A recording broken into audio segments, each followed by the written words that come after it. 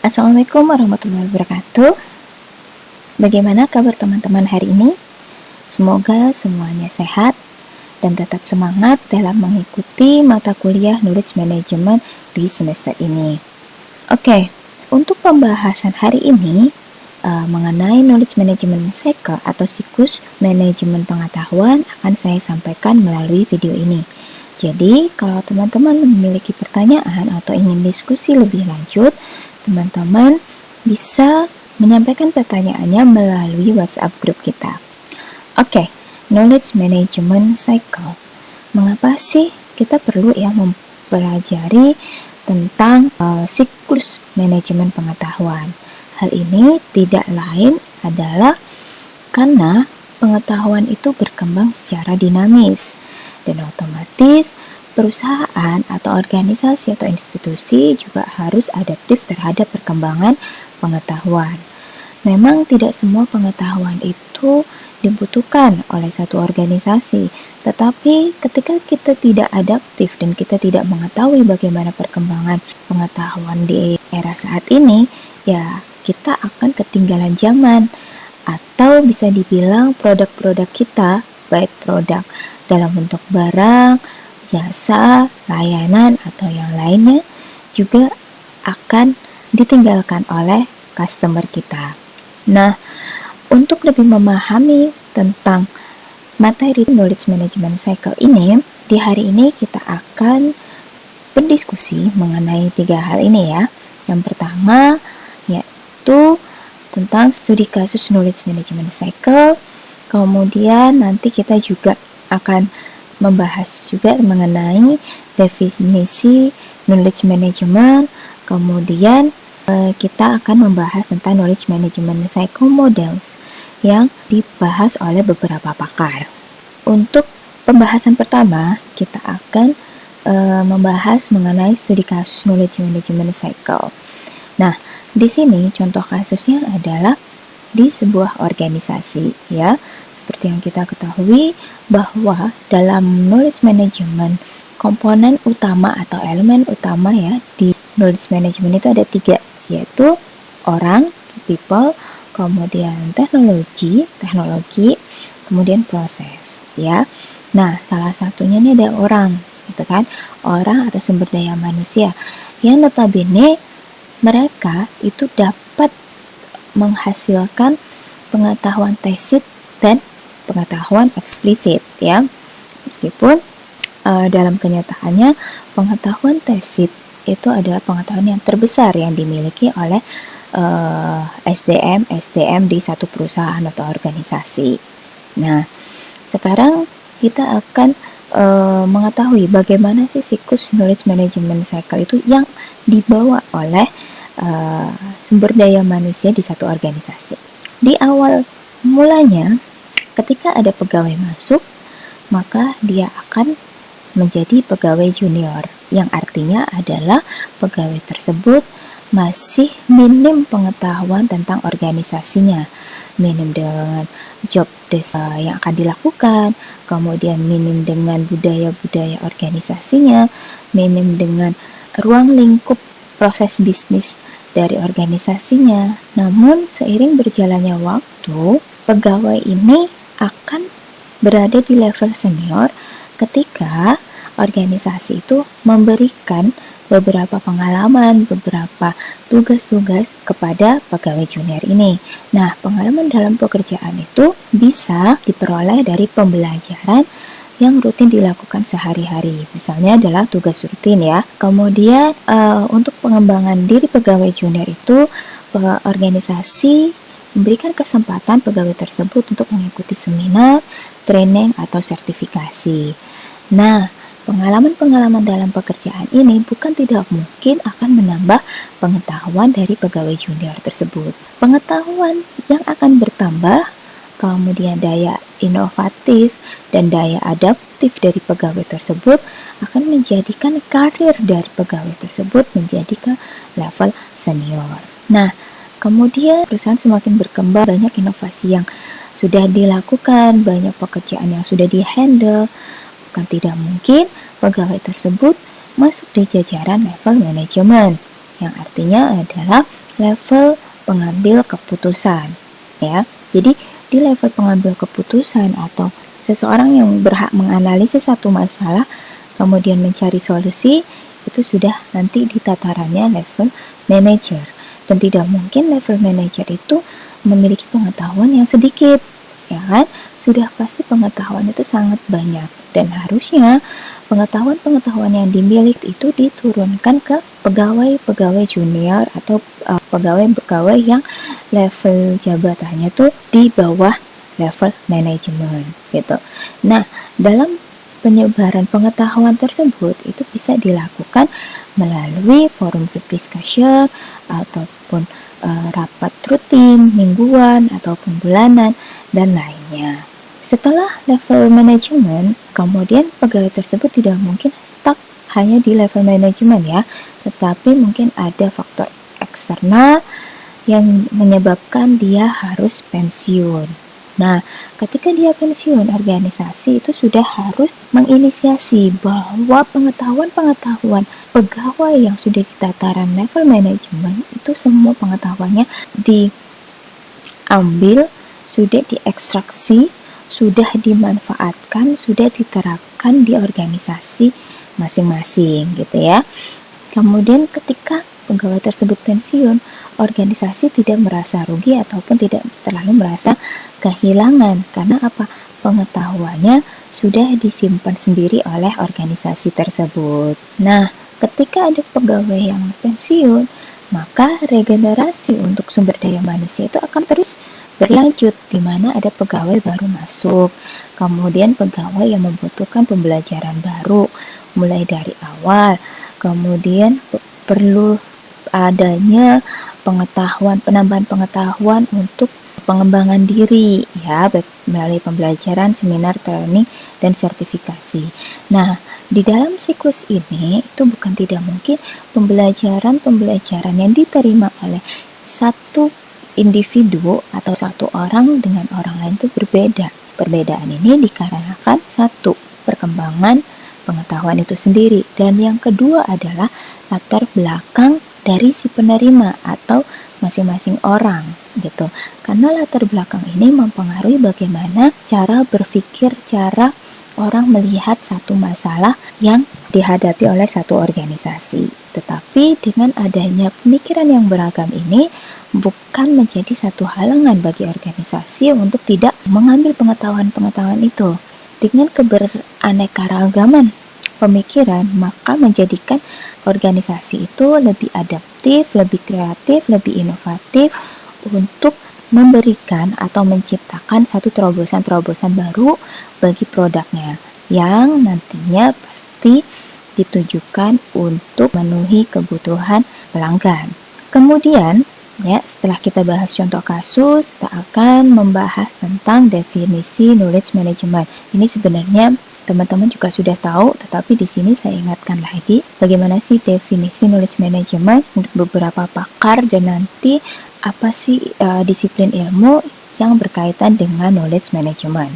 Oke, di sini definition knowledge management menurut Del Scale ya, bahwa knowledge management is the deliberate and systematic coordination of an organization's people, technology, process, and organizational structure in order to add value through reuse and innovation. This coordination is achieved through creating, sharing, and applying knowledge as well as through feeding the valuable lesson learned and best practice into corporate memory in order to foster continued organizational learning. Jadi maksudnya di sini adalah knowledge management adalah suatu koordinasi yang tersistematis atau terstruktur untuk orang, teknologi, proses, dan struktur dari organisasi itu sendiri untuk menambah dan menggunakan kembali nilai-nilai pengetahuan yang dimiliki.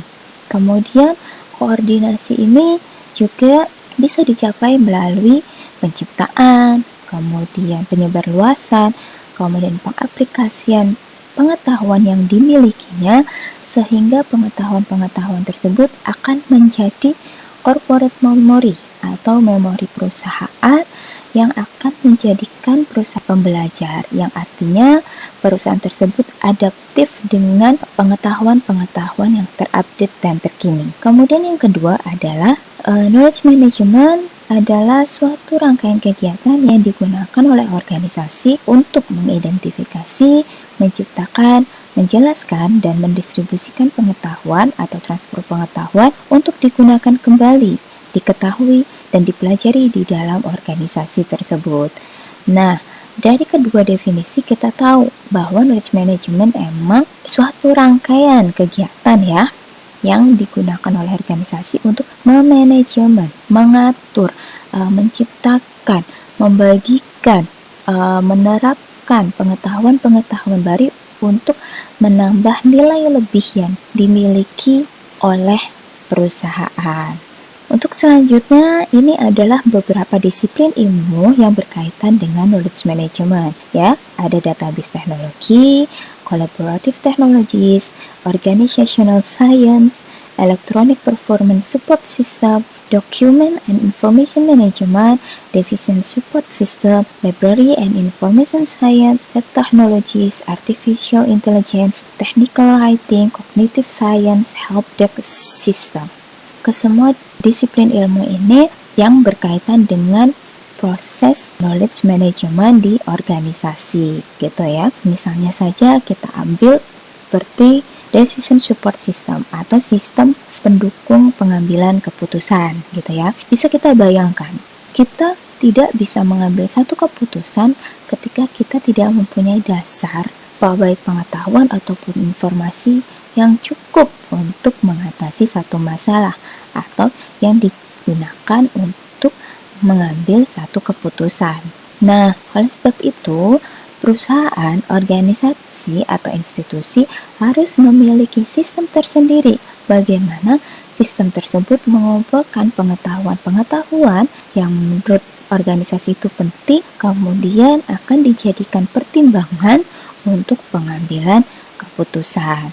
Nah, keputusan-keputusan ini nantinya bisa berupa SOP atau Standard Operational Procedure, kemudian bisa jadi peraturan-peraturan, budaya, atau hal lain yang berkaitan dengan berjalannya organisasi itu secara efektif dan efisien.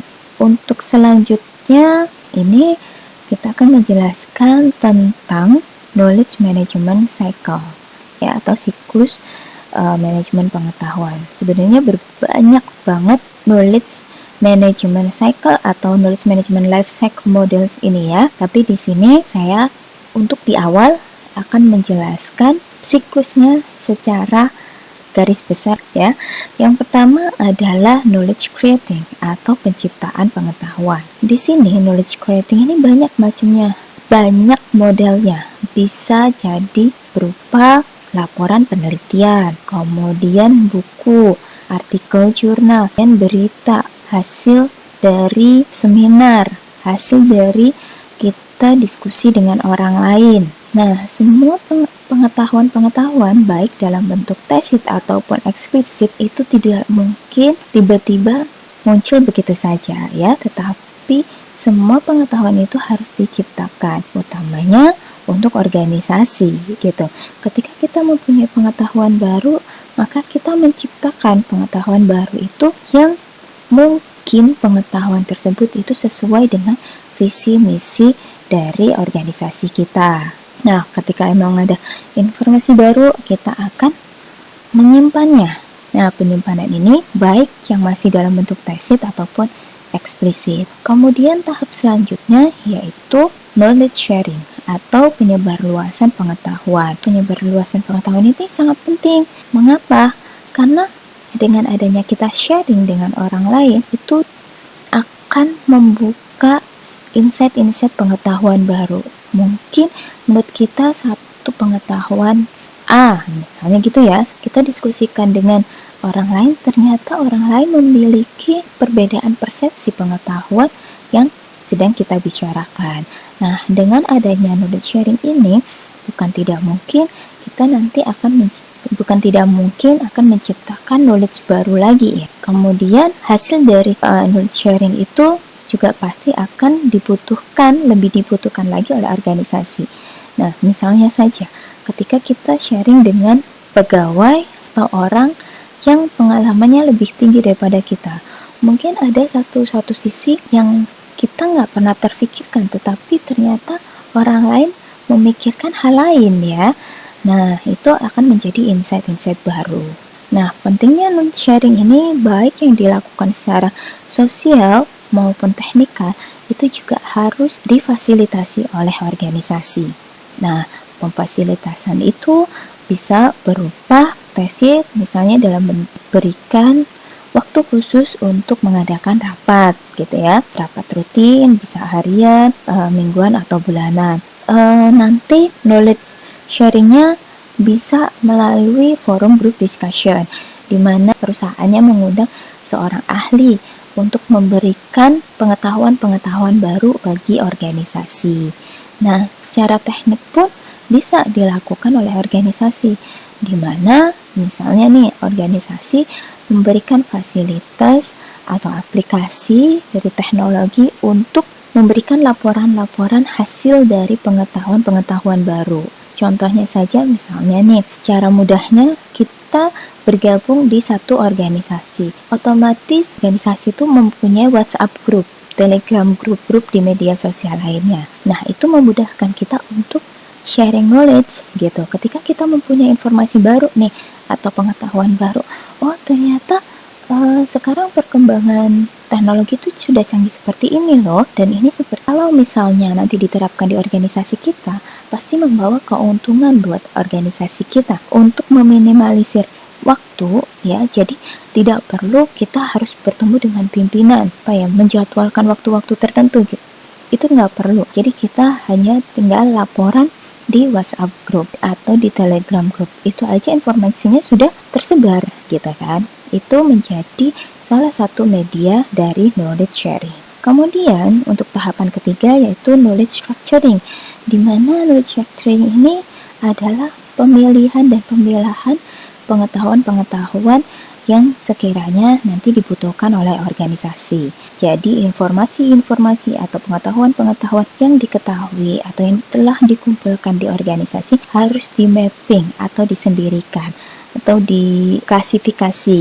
Jadi tujuannya information mapping adalah untuk memudahkan kita mencari pengetahuan-pengetahuan yang sesuai dengan permasalahan kita, yang sesuai dengan subjek pencarian informasi kita, yang sesuai dengan solusi-solusi yang mungkin nanti akan didapatkan. Nah, ketika informasi itu sudah diorganisasikan, sudah di mapping, sudah diklasifikasikan sesuai dengan subjek masing-masing, informasi tersebut harus disimpan ya, atau information storage gitu. Tempat penyimpanan pun pada saat ini juga banyak ya bentuknya.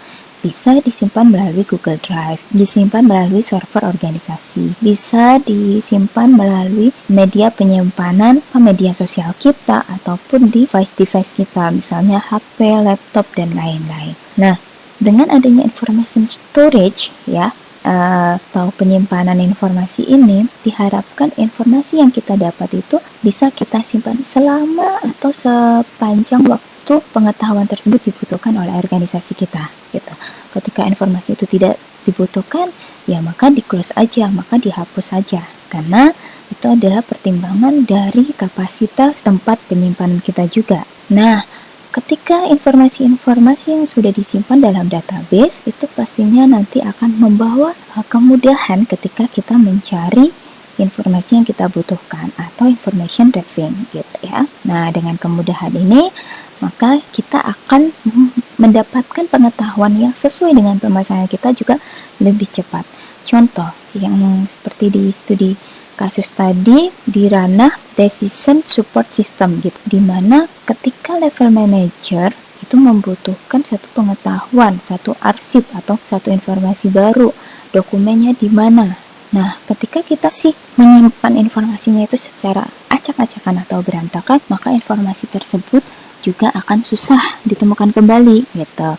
Makanya kenapa di sini ada information mapping ya. Jadi untuk memudahkan manager ataupun sumber daya manusia lainnya yang di organisasi itu mengambil informasi-informasi yang cepat dan tepat. Untuk tahap selanjutnya itu knowledge using ya di sini. Jadi bukan knowledge structuring, di knowledge using. Jadi penggunaan pengetahuan itu bisa dalam bentuk produk, layanan, ataupun proses. Jadi semua itu tergambarkan. Tidak mungkin ketika organisasi memiliki pengetahuan baru, mereka tidak merubah layanannya, mereka tidak merubah bentuk produknya, atau mereka tidak merubah bentuk prosesnya.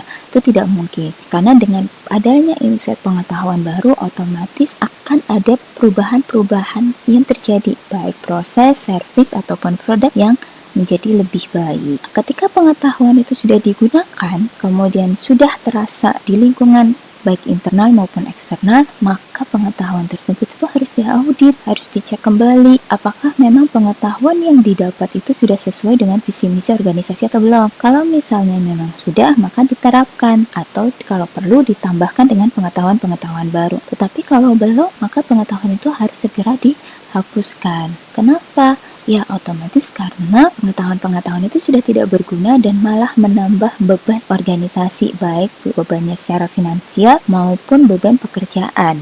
Kalau misalnya prosesnya lama, tidak ada pembaruan, tidak ada suatu inovasi terkini untuk mempercepat proses kerja, ya otomatis layanan, produk, dan prosesnya juga lama, ya. Makanya perlu adanya knowledge auditing untuk menentukan pengetahuan itu tetap dipertahankan atau dihapuskan. Knowledge auditing ini ada yang auditing knowledge asset ataupun measuring intellectual capital ya. Jadi proses auditing ada sih beberapa macamnya, misalnya melalui ROI gitu ya, return on investment. Jadi di mana perusahaan itu harus mengetahui berapa banyak investasi yang dikeluarkan untuk membeli atau yang dihabiskan untuk investasi pengetahuan. Ketika produk itu sudah diluncurkan kepada masyarakat, maka berapa keuntungan yang balik ke perusahaan. Ketika memang mengalami kerugian, berarti ada yang salah dan itu perlu diaudit juga. Kemudian ada manfaat-manfaat juga dari knowledge auditing ini.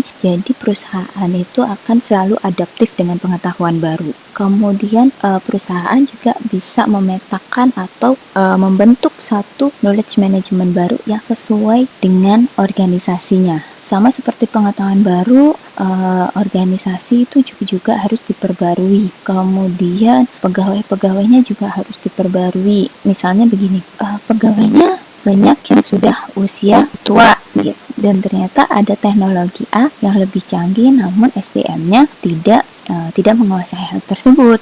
Nah, itu kan menjadi PR dari organisasi. Mau memberikan pelatihan kepada SDM-nya atau menghapus SDM-nya diganti dengan SDM baru. Gitu ya, itu yang akan menjadi perhitungan bagi organisasi itu sendiri. Karena semua solusi-solusi yang ditawarkan itu pasti akan membawa dampak plus dan minusnya. Kemudian keuntungannya lagi knowledge auditing adalah perusahaan bisa membuat satu cetak biru dan menentukan visi misi ke depan itu seperti apa. Makanya untuk visi misi perusahaan itu idealnya memang bukan satu untuk dalam jangka waktu yang lama, itu enggak.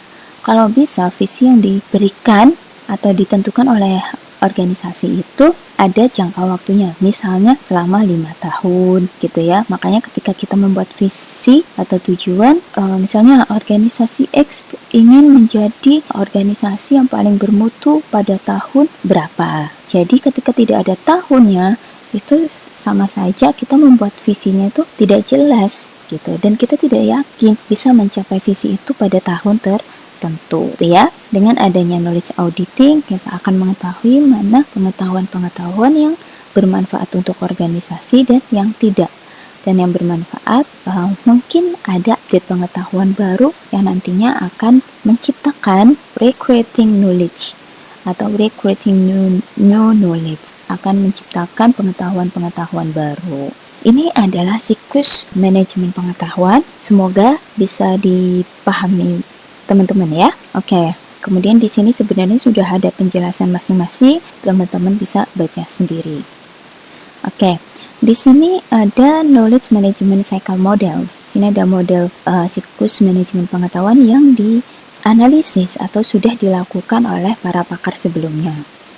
Nah, ketika kita melihat gambar ini, banyak para pakar yang sudah mengidentifikasi dan membuat satu KM cycle process. Ada Nichols, Wick, McElroy, Rowlett, Berkowitz, and William, dan Zek. Nah, dari KM cycle process masing-masing, ketika kita lihat di awal prosesnya itu ada malah perbedaan ya. Ada yang acquisition, kemudian creation, individual and group learning, planning, get, and acquisition. Nah, sebenarnya hal-hal ini, permulaan yang berbeda ini bukan menjadi satu masalah, karena bisa jadi masing-masing pakar ini meneliti siklus knowledge management di perusahaan yang berbeda. Jadi perusahaan, misalnya ya, perusahaan rumah sakit dengan perusahaan universitas, dengan perusahaan pertanian, atau bisa dimungkinkan proses KM cycle-nya itu berbeda di awalnya seperti apa. Dan ini bukan menjadi satu masalah, tetapi ini menjadi satu acuan kita bahwa ternyata KM cycle itu bisa berubah gitu ya, atau bisa berbeda. Itu tergantung bagaimana bisnis proses dari organisasinya, visi dan misi dari organisasi tersebut. Di sini untuk knowledge management life cycle model, kita akan membahas hanya dari 4 pakar saja, gitu ya. Ini yang lebih banyak diketahui atau lebih banyak dibahas oleh beberapa artikel jurnal.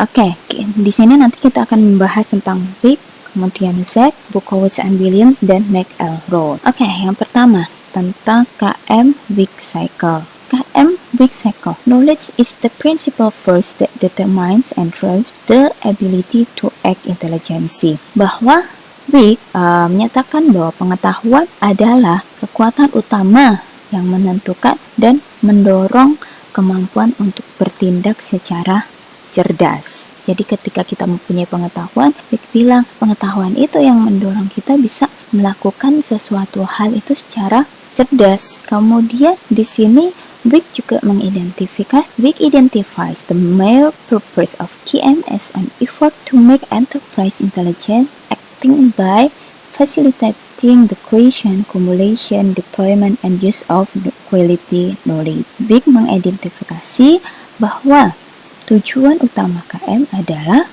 membuat perusahaan bertindak secara cerdas dengan memfasilitasi penciptaan, akumulasi, penyebaran, dan penggunaan pengetahuan yang berkualitas. Nah, di sini Wick lagi-lagi menitikberatkan pada pengetahuan yang dimiliki oleh perusahaan, pengetahuan yang dimiliki oleh organisasi. Bagaimana pengetahuan tersebut dapat mendorong kegiatan-kegiatan organisasinya itu secara efektif dan efisien. Kemudian Wick juga bilang ya, working smarter involves making use of all the best knowledge we have available.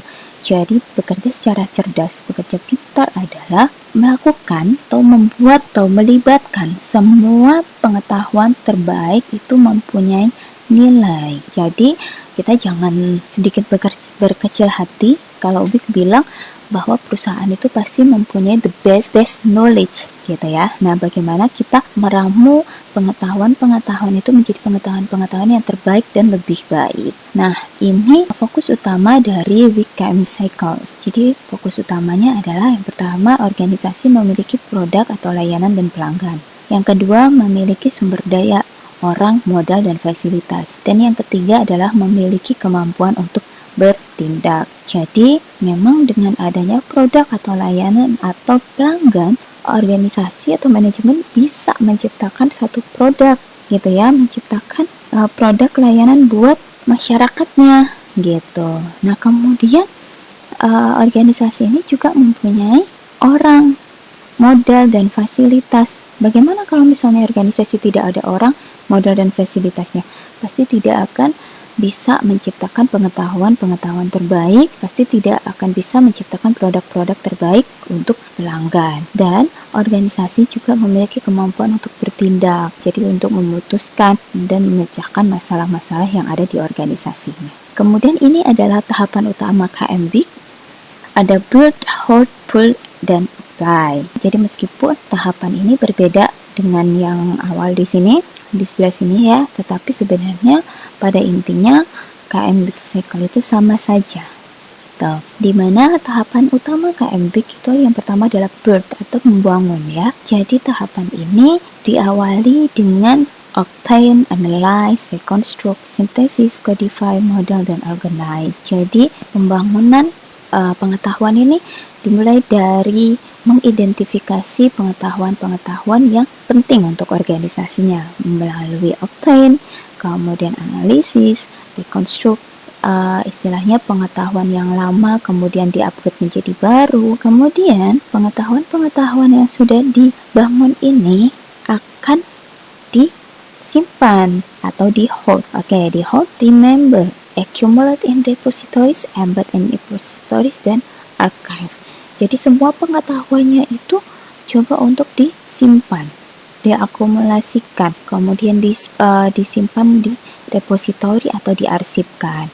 Nah, ketika pengetahuan-pengetahuan tersebut itu sudah disimpan, maka pengetahuan harus disebarluaskan atau di-pool. Nah, penyebarluasan itu bisa melalui coordinate, kemudian assemble, reconstruct, synthesis, access, dan retrieve gitu. Jadi bisa disebarluaskan melalui pengkoordinasian, kemudian konstruksi ulang, kemudian diakses. Nah, semua itu bisa dilakukan oleh organisasi dan orang-orangnya ya. Makanya tadi kenapa kayak fokus utama KM Big itu ada orang, ada fasilitas, ada modal. Nah, kemudian ketika sudah dikoordinasikan, sudah di-sharingkan, maka tahapan selanjutnya adalah apply atau pengaplikasian. Nah, pengaplikasian ini bisa dalam bentuk perform task, survey, describe, select, observe, analyze, synthesis, evaluate, decide, dan implement. Jadi pengaplikasian itu banyak modalnya. Gitu. Mulai dari kerja rutin atau disurvey, kemudian dideskripsikan, dipilih, dan lain-lain. Oke. Nah, di sini ada media pembelajaran siklus KM Big. Gitu. Ketika kita build knowledge, ketika tahapan build knowledge atau membangun pengetahuan, media pembelajaran itu bisa diambil dari learn from personal experience. Jadi melalui pengalaman diri sendiri atau kita belajar dari pengalaman orang lain. Kemudian formal education and training gitu. Jadi pengetahuan itu kita dapat dari pendidikan formal atau pelatihan-pelatihan. Kemudian intelligence source, jadi sumber-sumber yang intelligence ya, sumber-sumber terpercaya, kemudian dari media, buku, kemudian teman, dan lain-lain. Kemudian whole knowledge, pengumpulan pengetahuan. Karena pengetahuan juga banyak macamnya, maka pengetahuan-pengetahuan itu tersimpannya di people atau intangible forms. In people itu kayak tacit knowledge, kemudian intangible forms itu explicit knowledge. Kemudian pool knowledge. Nah, pool knowledge membagikan pengetahuan itu bisa melalui KM system, baik melalui intranet atau database. Groups of people atau brainstorm. Jadi ada grup-grup kecil semacam forum group discussion atau melakukan brainstorm gitu. Kita melakukan pembelajaran dari ahlinya atau kita melakukan pembelajaran ke satu tempat, ke satu organisasi, instansi lain. Nah, di situ pasti ketika kita belajar atau melakukan brainstorm atau melakukan studi banding, kita akan memiliki insight-insight pengetahuan baru. Kemudian yang terakhir, apply knowledge atau use knowledge itu berkaitan dengan in work context. Jadi di konteks pekerjaan, bagaimana sih sebenarnya pengetahuan-pengetahuan baru itu tercermin pada bagaimana cara kita bekerja. Apakah cara kita bekerja mengalami perubahan yang lebih baik atau tidak?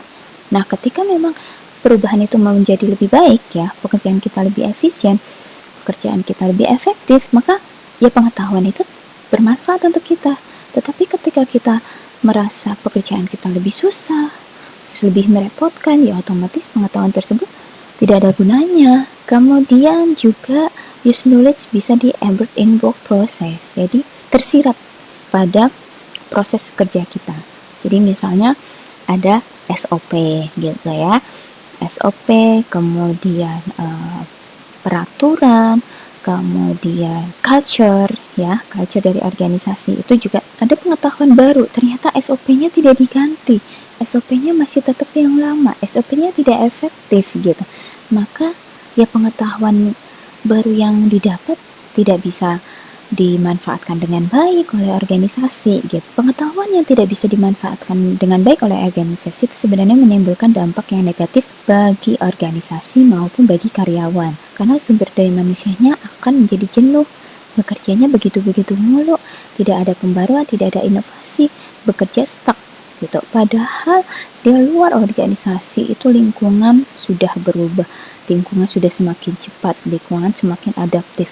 Nah, kalau kita tidak menyesuaikan dengan pekerjaan kita, dengan model atau cara kita bekerja, ya kita ketinggalan zaman. Oke, dan yang kedua adalah tentang KM Cycle.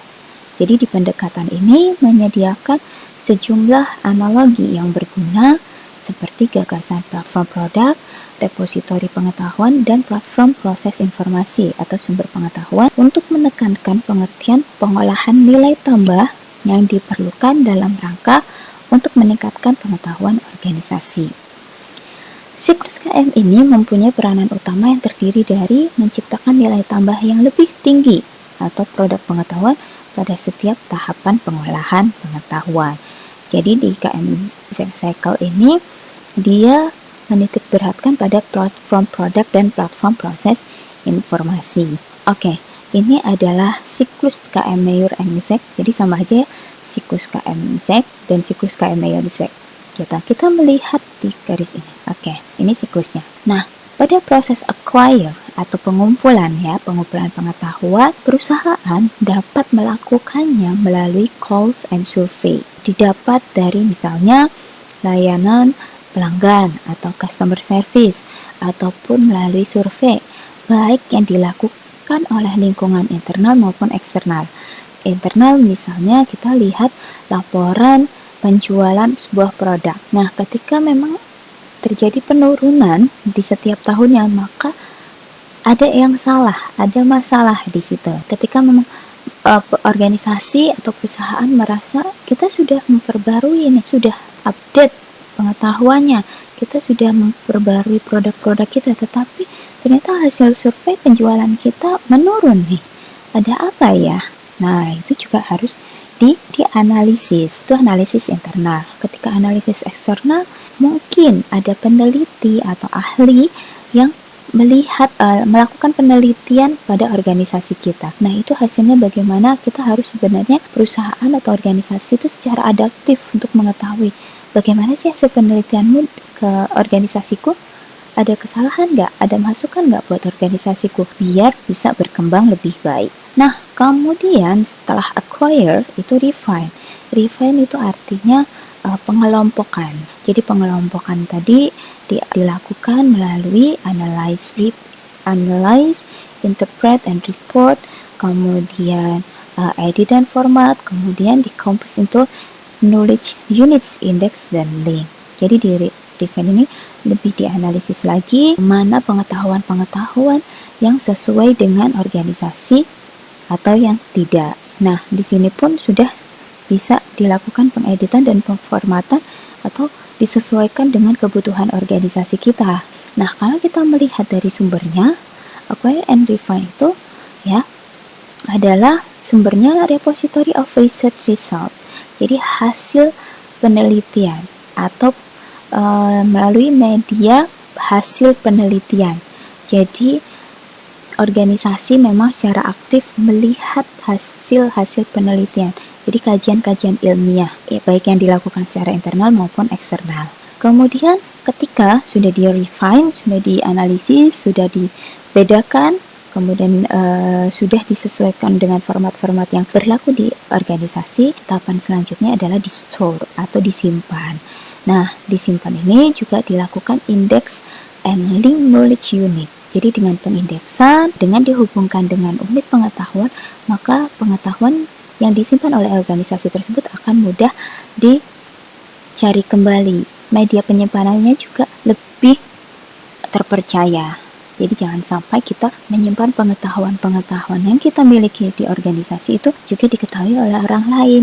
Karena apa? Pengetahuan di organisasi kita itu istilahnya adalah pengetahuan rahasia. Hanya kita harus pintar-pintar bagaimana mengelola dan menyimpan pengetahuan yang ada di organisasi kita. Kemudian setelah disimpan, selanjutnya adalah didistribusikan, disebarluaskan ya. Pendistribusian ini bisa melalui online via web atau groupware gitu dari banyak media. Kemudian setelah pendistribusian di-present atau diterapkan.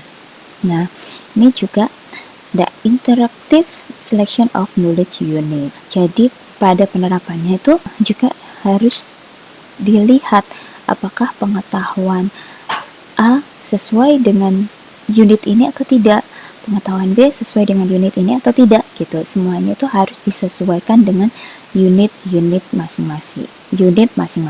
Nah, ketika kita melihat bahwa proses distribute and present ini itu sudah diperuntukkan untuk user ya.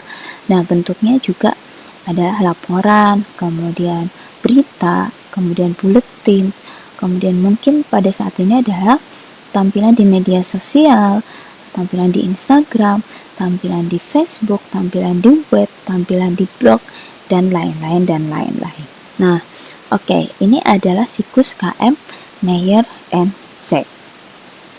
Nah, di sini ada beberapa penjelasan, silahkan teman-teman bisa membacanya sendiri. Selanjutnya ada KM Bukowitz and William. KM Bukowitz and William describe a knowledge management process framework that outlines how organization generate, maintain, and deploy a strategically correct stock of knowledge to create a value. In this framework, knowledge consists of knowledge repositories, relationship, information technologies, communication infrastructure, functional skill set, process know-how, environmental responsiveness, organizational intelligence, and external source. Bukowitz and William mendeskripsikan bahwa knowledge management adalah sebuah kerangka kerja atau proses kerangka kerja yang mengatakan bahwa bagaimana organisasi itu bisa menghasilkan, memelihara, dan menyebarkan pengetahuan yang benar dan secara strategis untuk menciptakan satu nilai. Makanya kenapa di sini pada kerangka kerja ini ya, pengetahuan itu banyak macamnya. Ada knowledge repositories, relationship, information technologies, communication infrastructure, dan lain-lain. Karena memang organisasinya ingin memanfaatkan pengetahuan-pengetahuan yang dimilikinya itu secara efektif. Begitu. Jadi semuanya kepakai. Karena semua pengetahuan itu diyakini akan menjadi atau akan menambah nilai lebih bagi organisasinya atau produknya. Oke, ini adalah siklus KM Bukowitz and William. Nah, kalau kita melihat siklus ini itu sepertinya siklusnya dia berputar gitu ya. Tetapi arah bacanya ya namanya siklus pasti berputar ya, tapi di sini tuh bisa dari berbagai arah gitu maksudnya. Kita mulai dari get. Nah, get itu artinya mendapatkan ya. Jadi bagaimana perusahaan atau organisasi itu bisa mendapatkan pengetahuan baru ataupun memanfaatkan pengetahuan lama yang masih bisa digunakan di era saat ini. Nah, get ini tadi ya, seperti apa tadi? Sebentar. Nah, knowledge repositories, relationship, information technologies. Nah, itu kan juga masih dibutuhkan ya pada saat ini. Misalnya relationship, hubungan gitu. Bagaimana hubungan organisasi dengan organisasi lainnya? Hubungan internalnya bagaimana? Maksudnya internal adalah dari struktur organisasinya, antara manajer dengan bawahannya bagaimana, antara bawahan dan bawahan bagaimana, antara manajer dengan direksi bagaimana. Nah, itu harus dijalin. Karena semua hubungan yang baik di dalam organisasi itu akan atau menambah insight-insight pengetahuan baru. Jadi pengetahuan baru itu tidak hanya dari media sosial atau dari laporan penjualan, tetapi juga dari sudut pandang berbagai pihak yang terkait di perusahaan tersebut. Nah, ketika sudah proses get knowledge, kemudian proses use the knowledge. Jadi bagaimana kita menggunakan atau memanfaatkan atau mengaplikasikan pengetahuan-pengetahuan yang kita dapat, baik dalam individu, unit, ataupun institusi atau organisasi. Ketika individu, ya seperti yang saya bilang tadi, kita bekerja lebih efektif nggak ya? Kita bekerja ada perubahan nggak ya? Nah, kalau misalnya memang lebih menjadi beban pekerjaan baru kita, ya berarti ada yang salah ya dengan pengetahuan kita. Kemudian dari kita menerapkan pengetahuan yang kita miliki, kita bisa belajar apakah pengetahuan tersebut itu bermanfaat buat kita atau tidak. Apakah pengetahuan tersebut itu bisa menambah proses pengembangan diri kita atau tidak. Apakah pengetahuan tersebut menambah nilai lebih pada organisasi kita atau tidak, gitu ya. Nah, ketika kita sudah belajar, kita sudah mengetahui, oke, pengetahuan tersebut sesuai dengan atau mendukung pekerjaan kita. Kita akan terus mengkontribusikan, gitu kan? Mengkontribusikan cara-cara bekerja kita, cara-cara berpikir kita, inovasi-inovasi kita, kreativitas kita menjadi sesuatu yang baru di organisasi. Nah, dengan adanya inovasi dan kreativitas baru, otomatis akan menjadi knowledge baru bagi organisasi. Nah, knowledge itu oleh organisasi akan diolah lagi nggak, didapatkan lagi atau tidak, atau malah dilakukan penilaian gitu. Jadi dilakukan penilaian apakah ya diakses, dilakukan penilaian bahwa pengetahuan yang ada, pengetahuan baik internal maupun eksternal itu sudah sesuai nggak dengan visi misi organisasi. Atau kalau misalnya memang pengetahuan itu sesuai, ya akan di-build atau di-sustain gitu. Di-build maksudnya adalah akan dipelihara, akan diberikan pengetahuan-pengetahuan baru, sehingga pengetahuan itu akan menambah nilai lebih di organisasi. Tapi kalau tidak digunakan lagi, ya dimusnahkan aja, di-deface aja gitu ya, karena pengetahuannya sudah mulai usang dan tidak kredibel lagi dan tidak sesuai dengan kemajuan lingkungan, perkembangan lingkungan, itu sudah tidak sesuai. Oke, ini adalah siklus KM Bukowitz and William. Kemudian ini ada beberapa. Oke, di sini saya tambahkan tadi di device, pengertiannya adalah cara organisasi menyalurkan pengetahuannya keluar organisasi dengan tujuan untuk mendapatkan pengetahuan baru yang memiliki nilai lebih. Pengetahuan ini berupa pembuatan paten produk, penghentian kontrak dengan organisasi yang tidak memberikan keuntungan internal, mengganti sistem rekrutmen kerja menjadi sistem kontrak, dan sebagainya. Nah, seperti yang saya tadi bilang, pengetahuan yang ada tadi berguna atau tidak? Kalau tidak, ya dihapuskan saja. Seperti apa? Ya di sini kontrak kerja. Ketika kita melakukan kontrak kerja dengan orang lain, ternyata tidak ada manfaatnya, ya sudah, dihapuskan aja. Tidak memberikan keuntungan, ya udah dihapuskan saja, diberhentikan saja. Gitu. Tetapi ketika pengetahuan itu bisa diaplikasikan lebih baik, bisa dimanfaatkan oleh masyarakat banyak, maka pengetahuan tersebut bisa dipatenkan. Jadi dengan perusahaan itu membuat paten, maka perusahaan tersebut memiliki nilai lebih. Gitu. Karena kalau misalnya satu produk itu sudah paten, berarti hak milik sampai beberapa tahun sudah menjadi milik perusahaan ya, dan tidak boleh diplagiat lagi gitu. Ketika memang ada oknum yang berusaha untuk memplagiat, maka sudah prosesnya adalah proses hukum.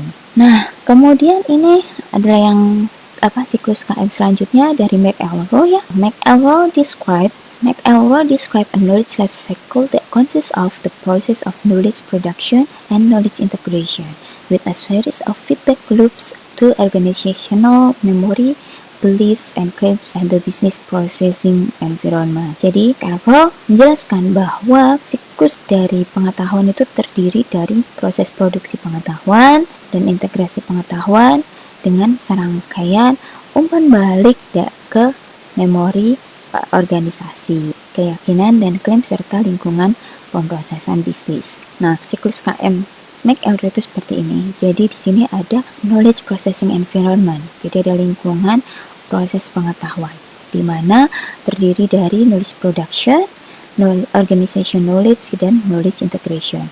di sini bagaimana organisasi itu menciptakan, memproduksi suatu pengetahuan baru. Pengetahuan yang diproduksi itu pasti akan menjadi pengetahuan organisasi ya, yang diyakini oleh organisasi, baik nanti dalam bentuk SOP ataupun yang lainnya. Kemudian pengetahuan organisasi tersebut itu harus diintegrasikan dari berbagai unit yang ada di organisasi tersebut ya. Jadi jangan sampai pengetahuan hanya disimpan di repositori aja, tetapi tetap harus diintegrasikan, harus disesuaikan, harus sesuai dengan kebutuhan dari masing-masing unit atau masing-masing ruang kerja, grup kerja yang ada di organisasi gitu. Jadi jangan sampai unit A lebih banyak pengetahuannya daripada unit B, C, D, itu juga nggak baik.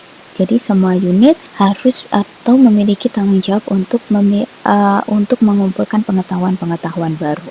Kemudian setelah memiliki knowledge integration, di sini pengetahuan tersebut yang sudah dikumpulkan itu dijadikan satu pada organizational knowledge base. Jadi dijadikan basis pengetahuan organisasi gitu. Nah, di sini juga ada belief and claims gitu ya. Jadi ada kepercayaan dan ada claim. Nah, di sini maksudnya adalah ketika keyakinan, organisasi mempunyai keyakinan A, berarti memang visinya sudah tetap A. Otomatis berpengaruh pada culture-nya, budaya di organisasi tersebut itu seperti apa. Kemudian ketika berjalannya dua arah, baik di distribute organizational knowledge base ke business processing environment gitu ya, di lingkungan proses bisnis atau lingkungan bisnis proses, itu berjalannya dua arah ya, karena memang basis pengetahuan organisasinya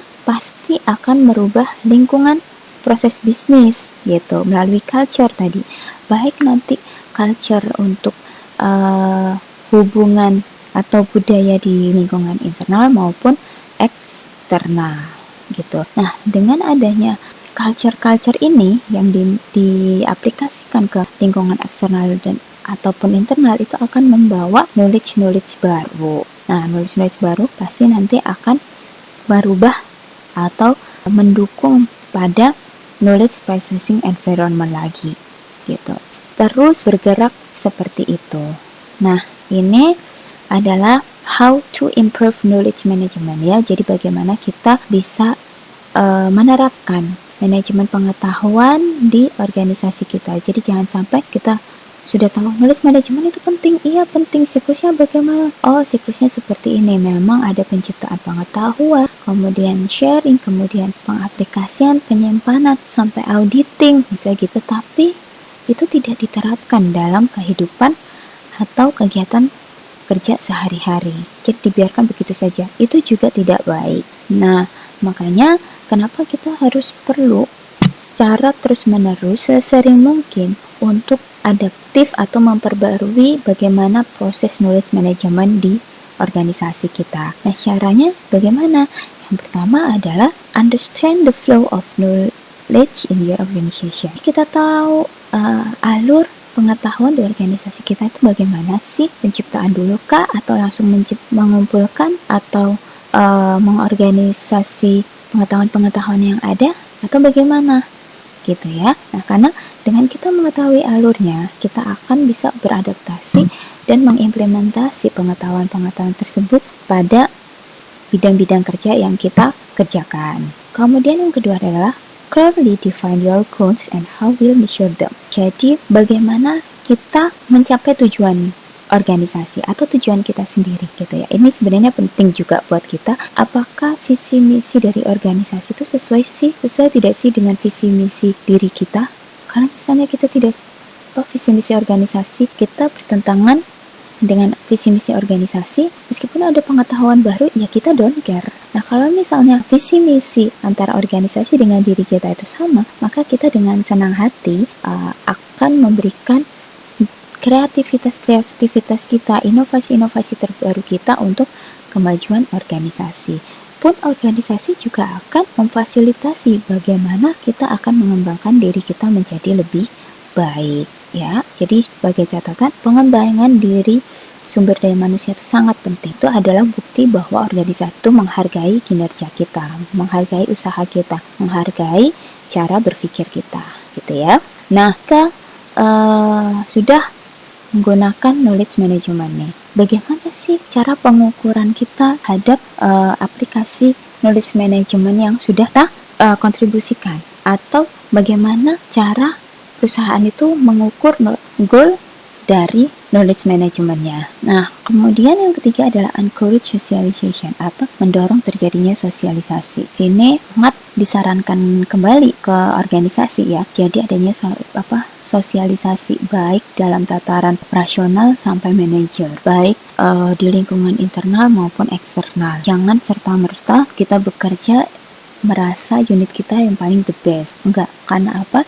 Semua unit itu saling berkaitan. Semua unit itu merupakan tim. Jadi saling mendukung, saling bekerja sama untuk mencapai visi dari organisasi. Sosialisasi juga kita perlukan untuk berkomunikasi atau mencari pengetahuan baru ke organisasi lain. Kita bisa belajar dari sana, kita bisa brainstorming, atau kita melihat celah atau kekurangan dari kompetitor kita juga sangat penting ya. Baik nanti pengetahuannya itu kita dapat dari media sosial kompetitor kita ataupun dari produk-produk kita sendiri yang melakukan survei ke masyarakat bagaimana produk A dengan B, yang mana yang lebih disukai masyarakat, produk A atau produk B. Nah, itu juga tidak mungkin terjadi ketika tidak ada sosialisasi yang baik. Oke, kemudian generate new knowledge gitu ya. Jadi kita tidak anti terhadap pengetahuan-pengetahuan baru. Jadi kita harus adaptif, kita buka tangan kita dan pikiran kita dengan seluas-luasnya untuk menerima pengetahuan-pengetahuan baru. Dan itu semua pasti tujuannya adalah untuk keberlangsungan organisasi kita. Kemudian yang terakhir adalah employ teknologi atau menggunakan teknologi. Di era saat ini gitu loh, kita tidak menggunakan teknologi, ya kita ketinggalan. Gitu kan, makanya teknologi apapun itu kita harus terima dengan terbuka gitu. Siapa tahu teknologi-teknologi itu ternyata membawa manfaat yang baik bagi organisasi kita. Misalnya, ternyata di sini ada aplikasi baru nih, aplikasi TikTok, kayak gitu. Iya, kita harus adaptif ya. Kita di sisi lain kita nggak suka, tetapi di sisi lain ternyata banyak masyarakat saat ini yang menggunakan aplikasi TikTok. Kalau kita tidak menyasar aplikasi tersebut, ya mana mungkin kita bisa dikenal, kan? Kalau kita bisa misalnya mempertahankan cara promosi kita hanya melalui televisi, hanya melalui Instagram, hanya melalui Facebook, tanpa kita berusaha untuk membuat satu blog, website gitu ya, apapun lah itu ya, media promosi buat produk kita, ya kita tidak akan dikenal banyak orang gitu. Tetapi ketika kita adaptif dengan perkembangan teknologi, ya ada teknologi apa, ketika kita pertimbangkan, teknologi ini ternyata bisa menambah si positif untuk organisasi kita semakin dikenal, silahkan aja diterapkan begitu. Tetapi penggunaan media-media tersebut ya, atau penggunaan teknologi juga harus diaudit gitu. Jangan sampai kita sudah menggelontorkan banyak dana, ternyata hasil yang diperoleh itu tidak menutup modal kita. Itu juga harus diperiksa gitu. Kalau memang tidak efektif, ya sudah ditinggalkan saja. Kalau efektif, ya pasti dilanjut. Nah, employ teknologi juga bukan hanya sebagai sarana kita memperkenalkan produk kita ke masyarakat ya, tetapi kita juga bisa mendapatkan pengetahuan-pengetahuan baru dari kecanggihan teknologi-teknologi yang ada sekarang, kecepatan-kecepatan teknologi yang membantu proses produksi di organisasi kita. Makanya mengapa kita tidak boleh anti dengan teknologi. Dan kalau bisa teman-teman SI ya di sini utamanya bagaimana teman-teman nanti menyarankan kepada organisasi masing-masing untuk bisa menyerap, menggunakan knowledge management, melihat bagaimana siklus knowledge management terbaik bagi organisasi masing-masing dengan menerapkan sumber daya manusianya, kemudian teknologinya, kemudian prosesnya. Itu teman-teman bisa analisis sedemikian rupa dengan hasil yang terbaik gitu ya. Yang pasti nanti akan menambah nilai atau value bagi organisasi teman-teman. Begitu. Oke, sekian penjelasan dari saya untuk materi Knowledge Management Cycle. Jika teman-teman ada pertanyaan, silahkan teman-teman bisa menyampaikannya melalui WhatsApp group kita. Jangan lupa berikan saran dan masukan untuk video ini sehingga saya pribadi akan mendapatkan insight baru untuk memperbaiki video-video yang saya sajikan ke teman-teman. Sekian dari saya, kurang lebihnya saya mohon maaf. Semoga diskusi hari ini berkah buat kita semua. Wassalamualaikum warahmatullahi wabarakatuh.